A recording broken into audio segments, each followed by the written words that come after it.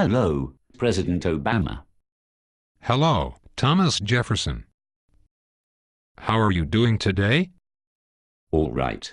I am here to help straighten your economic policy out. At the moment, it is the worst jumble of convoluted brain farts I have ever seen. What do you mean? Without going into the politics of the matter, let's start with that little problem us economists call the broken window fallacy. The broken window fallacy.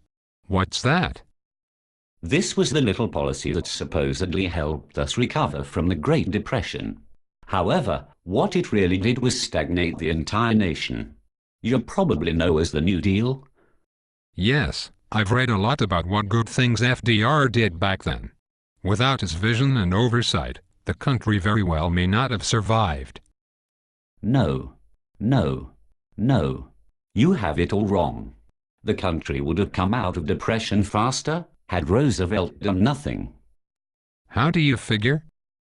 This is a classy case of the broken window fallacy. What is that again? Here, let me explain. One night, a kid throws a rock through the window of a baker in a small village.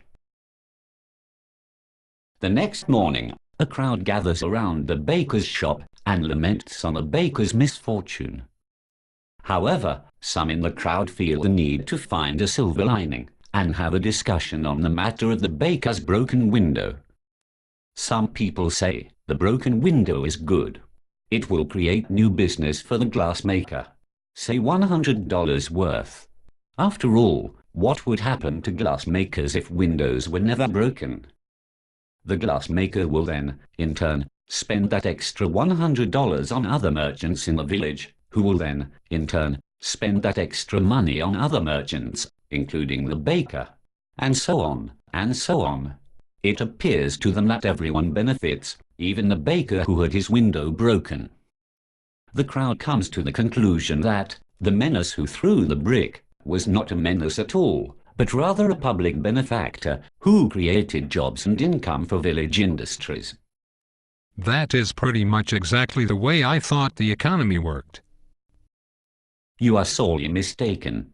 Listen to the rest of the story to find out what effects the broken window really caused. All right. The crowd is right about their first observation. The glassmaker will have another job, replacing the window of the baker and making $100.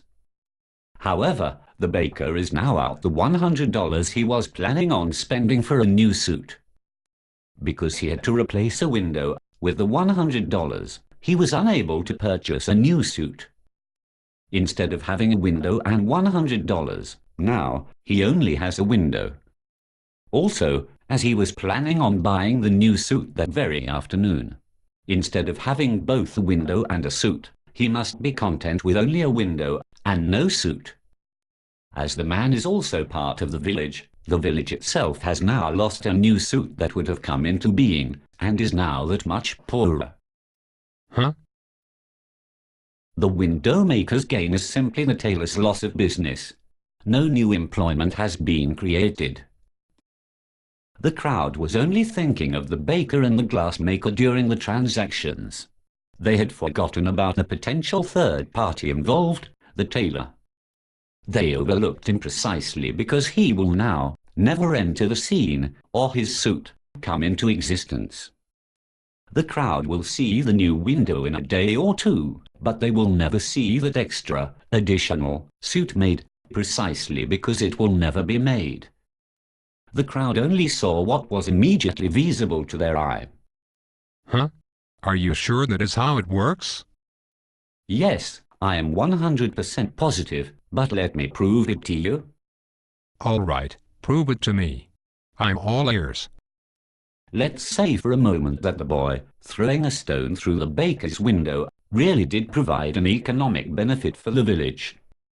His act of destruction created new jobs that would not have come about had he not broken the window. If this is correct, then breaking only a single window would be holding back. By this logic, cars should be destroyed, buildings reduced to rubble, and so on, merely to stimulate the new jobs that will arise from doing so. However, it is not the new jobs that need to be focused on here. It is the wealth and jobs that will never come into existence, because of the wealth and jobs now needed to fix all of that wanton destruction. The village in this case is not richer, but much, much poorer, as it is forced to use large amounts of their saved resources to repair what they already had, rather than using those resources to improve their quality of life. Oh. When the government funds a project to build more roads or fund programs or more schools, it is taking money from people and forcing them to purchase that new road or school or fund that social program, whether they want to or not. What is never seen is all of that additional wealth and goods that could improve their standard of living. These additional goods will never be seen or even exist because the money for them has now gone to fund a government program. But all those government jobs provide people that had no jobs, income and security. No, it only takes away potentially greater wealth for everyone by limiting the amount of wealth that could have been created. It is a slow process of destruction. This is a lot for my little head to take in. I hope you have this on a YouTube video somewhere. I do. With so many economic fallacies floating around these days, I had been thinking about starting my own YouTube channel.